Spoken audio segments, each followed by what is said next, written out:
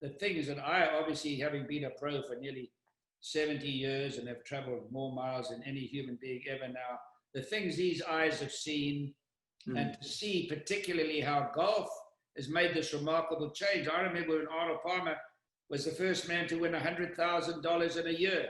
I was leading money winner with 64,000, 29 tournaments at a stroke average of 69. But money wasn't our great catalyst, wasn't our great idea. We wanted to try and be the best. And but it's just wonderful to see them playing for a first prize of $1 million and $15 million, I think, went to our winner this year. Yeah. $15 million. It's amazing. I mean, the fourth prize was 400 and something. Right. No, it's crazy. So you guys are coming along at the right time, Zach, and you are making sure that it's a better game. People like yourself who are making it a better game for people to follow you guys. Well, I appreciate you saying that. I mean, it's kind of that saying, you got to pay it forward. And, there's so many guys that did it for me, both, when I was a young rookie on tour, or I can go back and talk about you and your peers. I mean, the game has grown so much. The fanhood has grown so much. It's crazy. It is absolutely crazy what this game can do, certainly for all of us PGA Tour players, but further, what it can do for your local community or whatever tugs at your heart. It's amazing endeavor. Exactly. Jack, sorry, Zach, I've got a little bit of goose pimples, being 85 years of age now, but I'm very fit. I still push 350 pounds with my legs, and I run the treadmill at max. I'm still very fit, but when I hear somebody like you saying, I had my workout this morning, it made me feel, I can't tell you what it does. It gives me goose pimples, because I started weight training in 1944 when my brother went to war to fight with the Americans from South Africa at 17. And my brother-in-law never came back. He was 17. And when I think now, when I was doing the weight training the night before I won the US Open to win the Grand Slam, I was squatting with 325 pounds, and a famous golf architect walked by me and said, this man, Gary Player, will never win a tournament past the age of 35. Well, I sent him an SMS the other day to heaven and said, look, when I was 63, I said, I won a tournament. Make sure when I come up there, you've got a good golf course and a lot of weights. But they ridiculed me, Zach, you can't believe, you can't do weight training. You cannot play if you do weight training and this and that and this and that.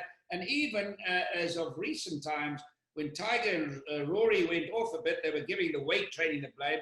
But Tiger played his best when he was pumped up, and all these guys are working out now. And now you see somebody like Bryson DeChambeau, which I just admire. When I saw him practicing at 8 o'clock at night in the lights on the Saturday night of the US Open, I did that all my life, that kind of thing. I said, that guy is going to win tomorrow. He is a gentleman, and he's now taken the game from where I started with weights and to where Tiger went, and guys like you.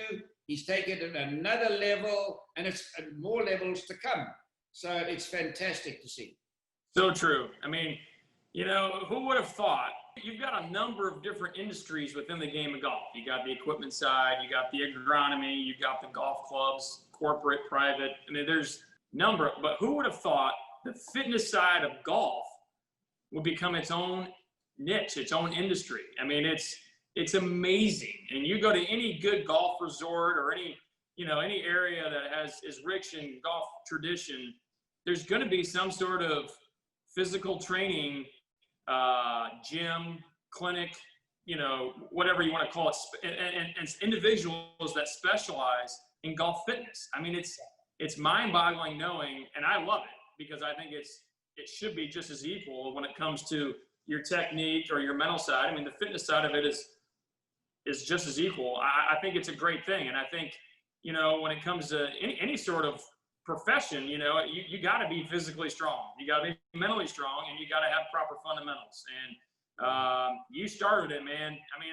I'm not just saying it because I'm talking to you, but you started it. And, obviously there was guys between you and Tiger, but it seemed like you and Tiger were the two that really took it upon themselves, maybe Greg Norman to some extent, that took it upon themselves to make golf fitness a major priority.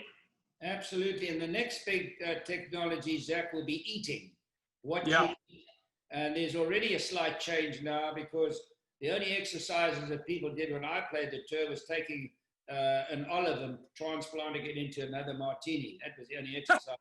So now it's a little different now. But eating, eating is the next big thing, Zach. What you eat. If you have a good BMW car, for example, if you don't put the right gas in and you don't change the oil and you don't look after it, and you'll see guys, they'll come and they'll go. But if you want to have longevity, you go back to those 4 things I mentioned to you today. There's a lot of merit. It covers every single subject. And you have, your body is a holy temple. And amen. So, I'm going to pivot a little bit again here, but speaking of food, every Tuesday night in April, the first week, is one of my highlights of my year, that Champions Dinner. And I think we're going to have it this November. It's going to be a little bit different, obviously, but is there one story in particular you'd like to share? I mean, I'll start. I mean, the one that stands out for me was probably about a year and a half before Mr. Palmer died, but I don't know if you remember this. I'm assuming you do, but he stood up and, he didn't say much in those dinners in my time, but he stood up and to me, Gary, it felt like he was standing for 3 hours, and he probably stood up for about 4 minutes, but he didn't say much. He didn't need to. He talked about, I don't need to get into specifics, but he just talked about how much he loved the game, how much he loved the club, how much he loved us, the opportunity that all of us young guys at the time have to continue to carry this game to newer heights, and basically just spoke from his heart. He got emotional. We all got emotional.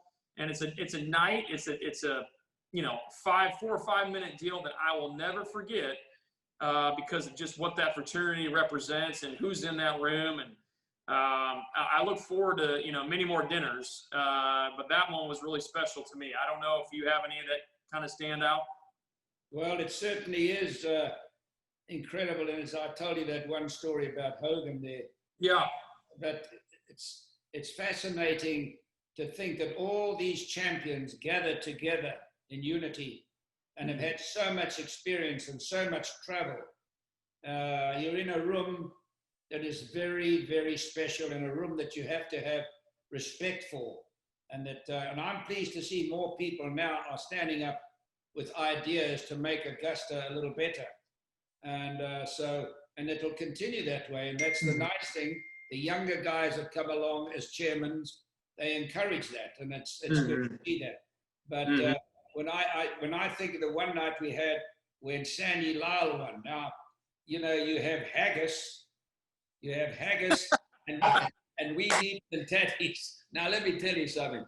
You've got to be a born Scot to like that stuff.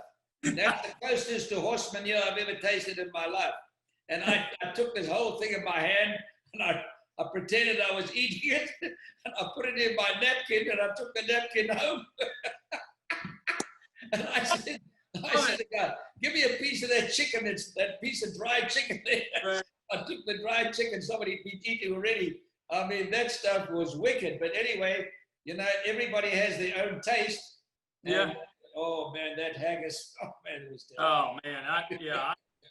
Maybe I should just pray that no more Scotsmen win that event. I don't know if I could do it either.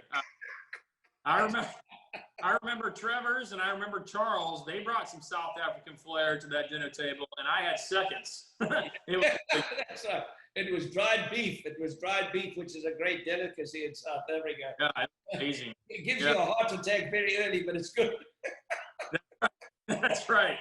No, it's a wonderful evening. I mean, it's whatever it is, upper 28 to 32 guys. Obviously, you have the chairman there. This now currently Fred Ridley, who does a great job, and I love how our boy Ben Crenshaw is our MC, and certainly the grace and the humility that exudes out of him each and every Tuesday that week is special.